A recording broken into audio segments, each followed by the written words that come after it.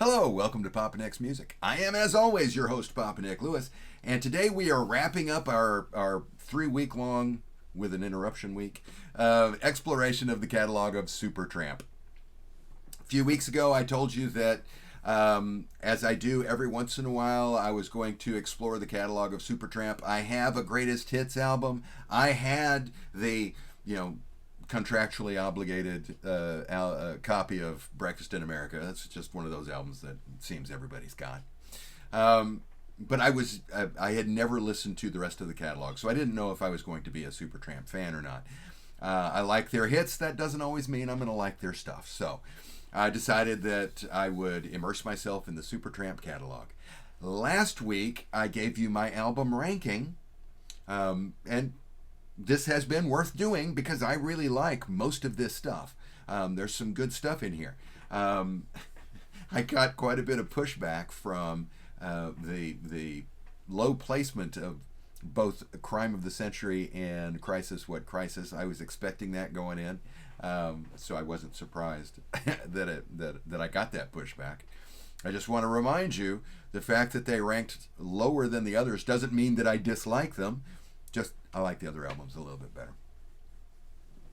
So today we're going to wrap it all up, and I'm going to go through and I'm going to give you my top 10 album tracks.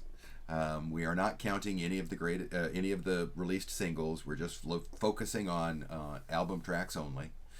And I toyed with the idea of doing two top 10s, a top 10 of Rick Davis songs and a top 10 of Roger Hodgson songs. I decided not to do that in part because I didn't want to have a 2-hour-long video this week, but also because, much to my surprise, when I look at the singles, I tend to like Roger Hodgson's singles better than Rick Davis's singles. I like both, but I tend toward Roger. And I talked last week about the dualities in the band. One of the dualities in the band is that these two songwriters are very different songwriters. Rick Davis is blues. Roger Hodgson is pop. And I tend to like pop over blues. I'm not trying to hide that. And so I would have assumed that I would really like Roger's work on all of the albums. And as it turns out, I actually tend to prefer Rick's songs a little bit more, which that surprised me. So I could have easily generated a top 10 of Rick Davis songs. A top 10 of Roger Hodgson songs would be challenging. It would have been doable, but I would have felt like I was padding it. So I decided to go ahead and just do a top 10 of both of them mixed together. In order to do this top 10, though, because I'm limiting myself to or I'm trying to give a top 10 of Rick and Roger, I'm only pulling album tracks from Supertramp, the debut, up through Famous Last Words, Roger's last album with the band. Brother Where You Bound On, I'm not counting for today. Now, Brother Where You Bound On, I'm not going to get much in the way of top 10 candidates, except from Free as a Bird, but I'm not going to open up that that hornet's nest again. I talked last week about how much I like Free as a Bird. We'll just go ahead and we'll let that sit for now. Cool. So I'm not going to do a top 10 plus 10. It's just a straight top 10 this week. Before we get into the top 10, I have to first do the subjectivity notice. Obviously, this is all subjective. We firmly believe here at Papa Nick's Music that artistic appreciation is innately subjective. The entire aesthetic response is a subjective response. We firmly believe there's no such thing as objectively good or objectively bad art. There is only art that I like and art that I do not. And as long as we keep that in mind when we're having this conversation, it's a wonderful conversation. It's entertaining, it's informative, it's educational. It's an opportunity to see the world from somebody else's perspective, which is always good. It's how we build empathy, folks. Empathy is very important. The conversation goes off the rails real quick, though, as soon as somebody starts insisting on being seen as objectively right. So, just know going into this, I'm not trying to present this as if it is an objective ranking. It's not like I've cataloged and no, this is shooting. Well, I was about to say shooting from the hip. I'm not shooting from the hip either. I mean, I have thought about this, but this is my take. This is my opinion. You are welcome to disagree with me in the comments. I always enjoy having the conversation. So I am never bringing up the subjectivity notice as a way of squelching conversation. No, it's just I want you to take the same care when you're talking with me that I'm taking. You may believe that a song has objectively artistic elements to it. That does not make it true. Okay? I'm not making objective claims. I'd appreciate it if you would have refrained from doing so in your comments as well. And as long as you do that, we're aces. Okay. Now, on to the top 10. Before, one more prefatory remark I have to make. Papa Nick's Top 10 series is unofficially sponsored by Schofferhofer Beer. If you like Hefeweizen beer and grapefruit soda mixed together, ooh, you're going to love Schofferhofer because that's good beer. And it really is good beer. And it's low alcohol, too, because of the grape soda in it, which means I can drink this shit all day. Love it. Okay. We ready? Here we go. Top 10. Now, I've got a couple of honorable mentions here. There are a couple of songs that I did want to mention very quickly. I couldn't shoehorn them into the top 10 without, giving myself a bunch of ties and say I didn't want to do that. So I thought I'd just go ahead and tack them on here at the very beginning. From Crisis, What Crisis, we've got Sister Moonshine. And from Crime of the Century, we have Hide in Your Shell. These are two Roger songs that I really like and really wanted to, like I said, I was trying to get them forced into my top 10. I couldn't find a way to make it work that didn't seem forced. So I decided to make them honorable mentions. They're both snappy, catchy tunes, nice melodies. I mean, good pop tunes. I like both of these songs a lot. They don't quite make it into the top 10. But I wanted to get some Roger songs in here. So, coming in at number 10, starting the top 10 proper, we have a song that's technically a Rick and Roger song. Remember, the first album, all of the songs were written by Rick Davis and Roger Hodgson and Richard Palmer. Richard Palmer James, was that his name? I don't want to look it up, but... Rick and Roger wrote the music. The other guy wrote the lyrics. And this song, the other guy sings some of the song. Roger sings some of the songs. This song, Rick and Roger both sing. It is Nothing to Show. And I really like this song, which I find interesting because it is such a heavy organ song. I mean, organ is the main thing you hear throughout the entire song. It is a really organ forward kind of a song. And I like it. And that's strange for me because little organ goes a long way with me. As Freud would say, I have a complicated relationship with the organ.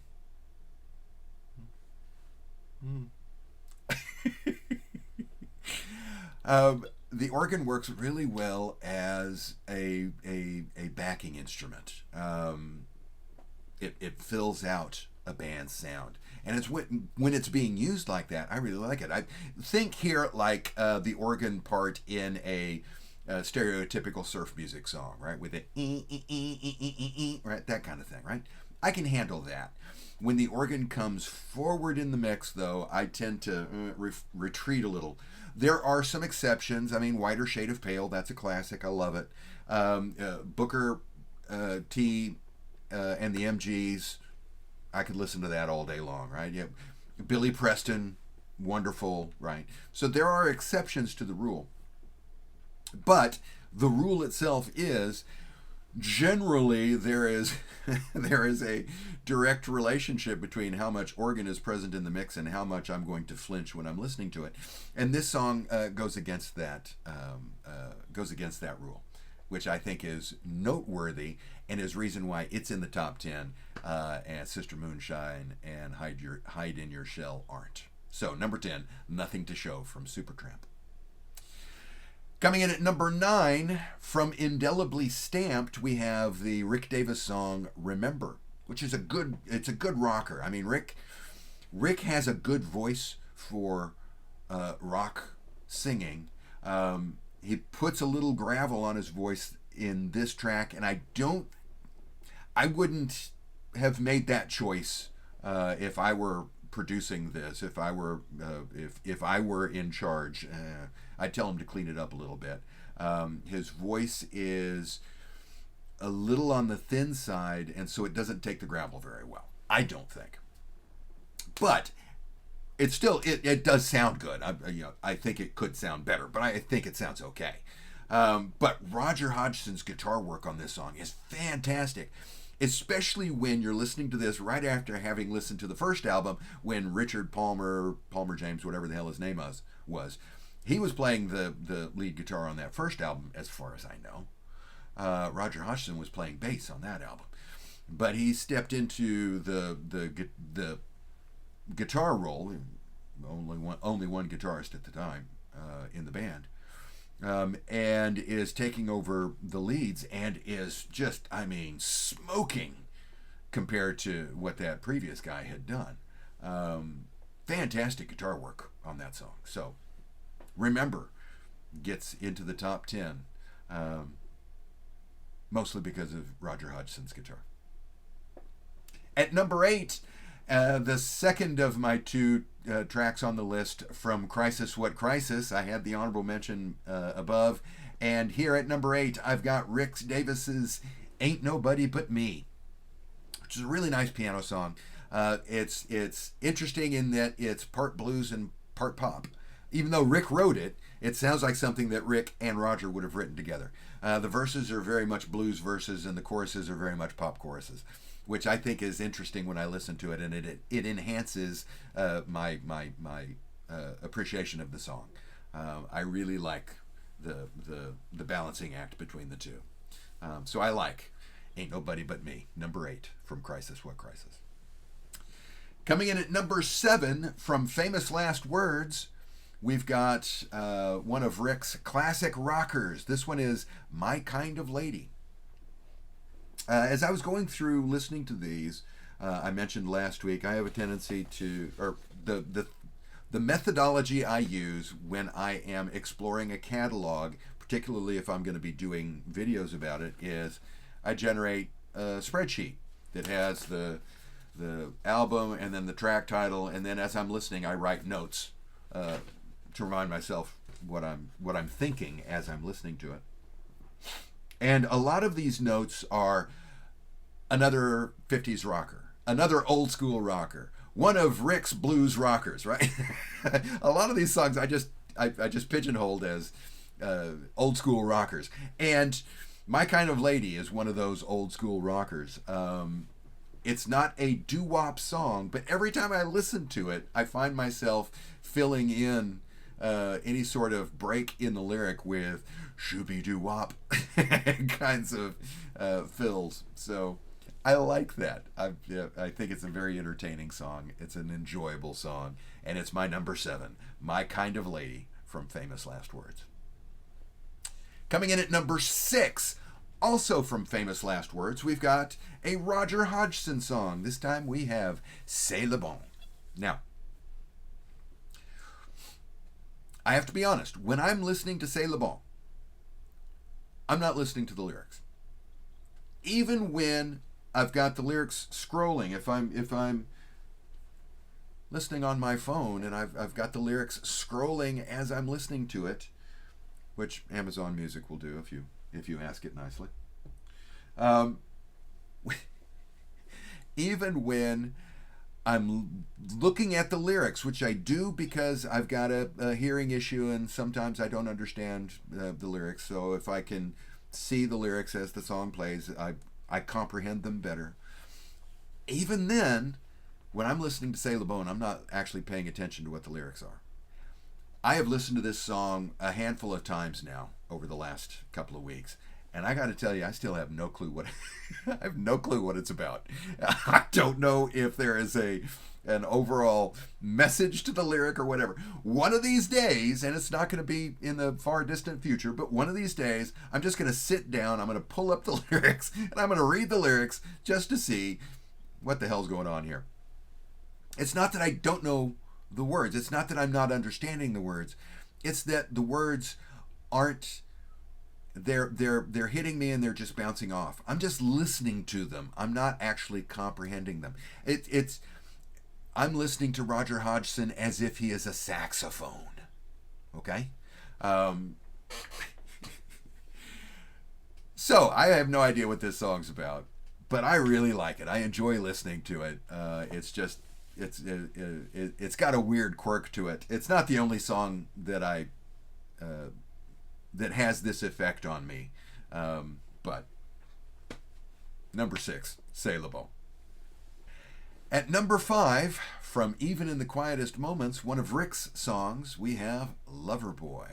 One of those good rockers that Rick likes to do, which I like to listen to. The thing that attracts me the most to this song, though, is that it has a chord progression in the chorus that is very similar to, very evocative of the basic chord progression at the heart of a couple of songs that I very much love. If you know me personally, you're one of my friends here in the San Antonio area, and you have come to one of my parties where I'm sitting out in the backyard with some friends and we're playing music. Maybe you're one of the friends, maybe you're just a hanger-on, but you've heard that. Or you've come to one of my gigs. You're sitting in the restaurant eating your enchilada plate while I'm up there just playing my heart out. You are familiar with a song called Catchphrase by Neil Innes. Love this song. Play it at virtually every gig I do. It's one of my favorite songs to play. And one of the things I like about it is that it has a nice descending walk chord progression. Starts with a G, walks down to the C, and then back up to the G. And I like that. There's another song. It's by the Friendly Indians. It's called Acceptance Speech, which I love this song as well. I was actually teaching myself acceptance speech, listening to it and playing along with it, figuring out how the thing was built, that I discovered that particular that pattern, and realized as I was playing it, oh, that's the same as in Catchphrase. And so I applied it to Catchphrase. But I love both of these songs, and I love it because of that chord progression that walks down and resolves itself, to where we've got, it begins with one voicing of a G chord and it ends with a different voicing of the same G chord. And I just love that. This song has that same kind of chord progression in the choruses, which is, it's catnip for me. I don't think anybody else cares, but I'm going to respond to that. So for that reason alone, Loverboy is at number 5 on my list. Okay. At number 4, from Breakfast in America, yes, we've finally gotten to Breakfast in America, one of Rick's album tracks, and that is Just Another Nervous Wreck. I love this song. From this point on, this song, Just Another Nervous Wreck on, these are all super fantastic songs. They're all A+ songs as far as I'm concerned. I'm not saying I can have a 4-way tie, but the fact that I'm putting this one at number 4 is not in any way to suggest that it is inferior. No, it is superlative. It's just there are 3 that are a little bit more superlative than it is. It's the difference between having an A+ versus an A++, an A triple plus, and an A quadruple plus. Okay? But Just Another Nervous Wreck. That's just a good driving rocker, and I love it. Number 4 on my list. Number 3 on my list, we're going back to Even in the Quietest Moments for Roger's title track, Even in the Quietest Moments. This, I had heard the song before. I've watched concert footage of Supertramp before, so I'm familiar with the song, Even in the Quietest Moments. But it never struck me as a particularly strong song. It was always I'll fast forward over this to get to the other songs that I know. But listening to it carefully as part of this project has made me realize how strong the song actually is. Has made me realize not just that it's a pretty song, it is a very pretty song, but also, again, Roger Hodgson as a guitarist just blows me away when I'm listening to this stuff. This song has a series of really fairly simple arpeggios that are extremely effective and extremely well done. I really like Roger Hodgson's guitar work on Even in the Quietest Moments. And I think the song itself is also very pretty, but I really like the guitar work. So, coming in at number 3, Even in the Quietest Moments. Now, number 2, we're back to Breakfast in America.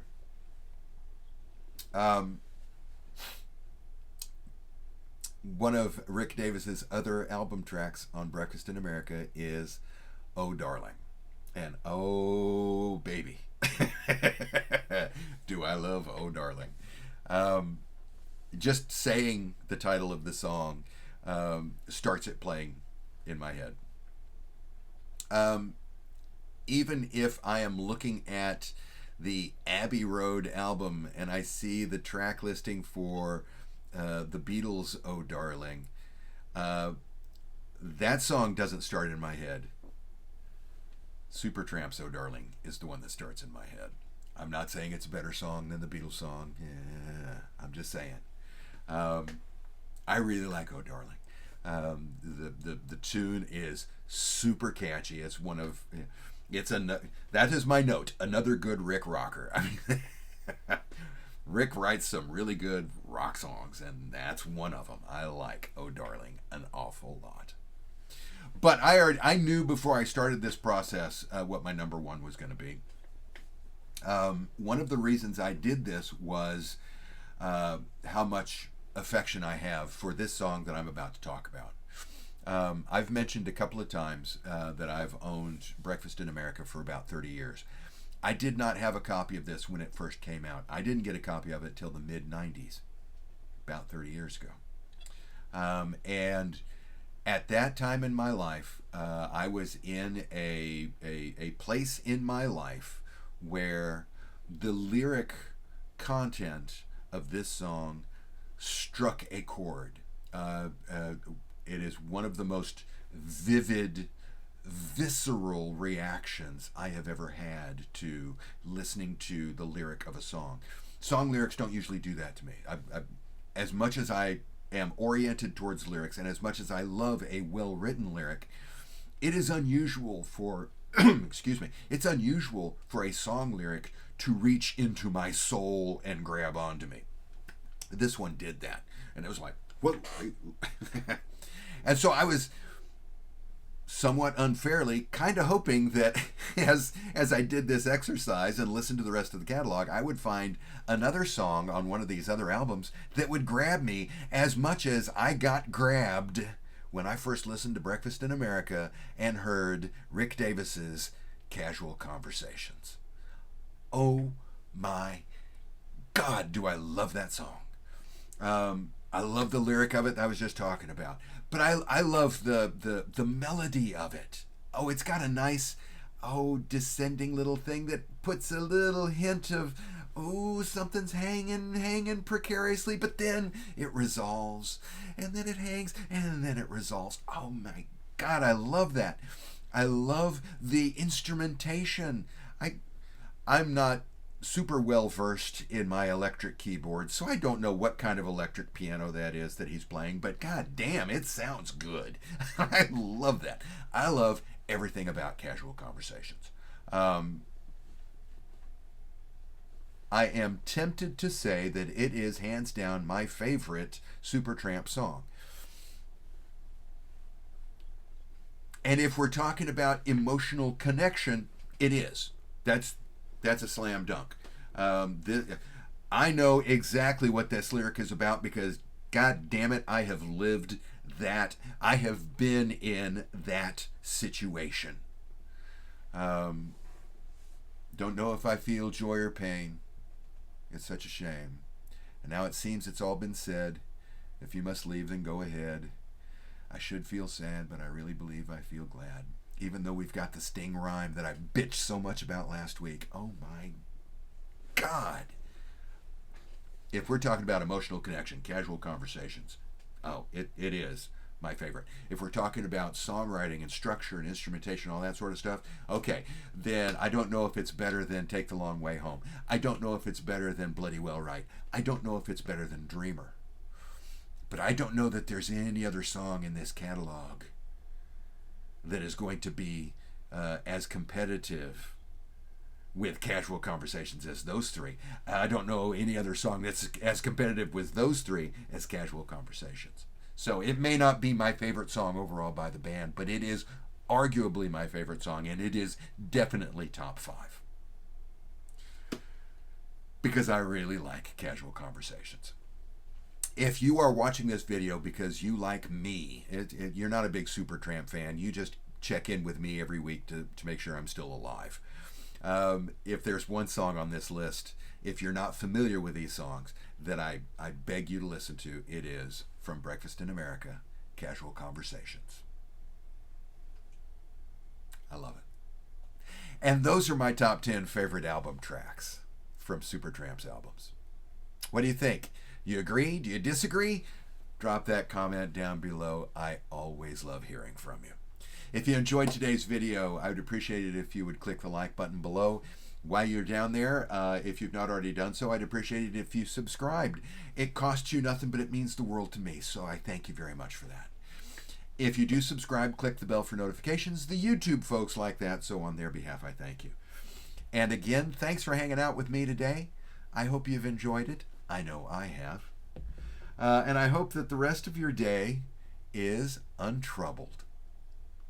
See you soon.